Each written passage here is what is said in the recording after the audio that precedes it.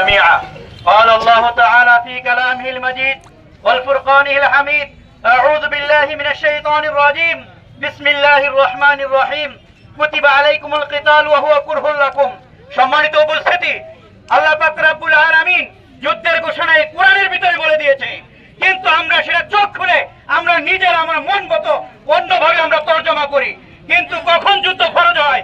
যখন নাস্তিক, মুরতাদ, ইহুদি, নাসারা, হিন্দু, বিধর্মী এগুলা যখন মুসলমানদের উপরে আক্রমণ করে তখন এটা ফরজ হয়ে যায়। সুতরাং আমাদের বাইতুল মাকদাস যে আমাদের ইবাদতের কারখানা, সেই ইবাদতের জায়গাটা পর্যন্ত তারা নিস্তব্ধ করে দিয়েছে।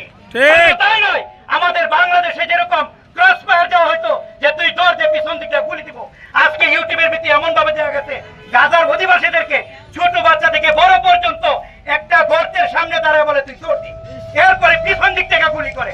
এই ভিডিওটা আপনারা দেখছেন কিনা জানি না।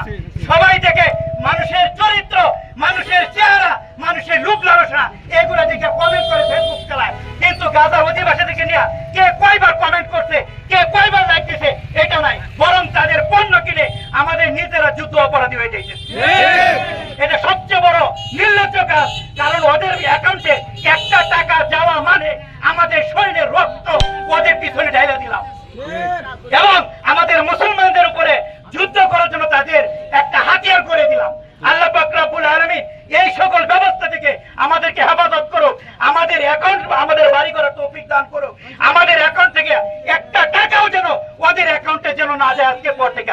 আল্লাহ পাক রব্বুল আলামিন আমাদেরকে বেশি বেশি আমল করার তৌফিক দান করুক, নিজের এলাকা বেশি দেখে নিয়ে আমরা গোছাবো, এবং আমরা ডক্টর ইউনূস সাহেবকে আমরা জানাবো, যদি বিগত দিনে আফগানিস্তান যুদ্ধ করার সময় বাংলাদেশে আমার উস্তাদরা গেছে, আমরাও যাইতে চাই, আমরা যাবো ইনশাআল্লাহ। আল্লাহ আমাদের বোঝার তৌফিক দান।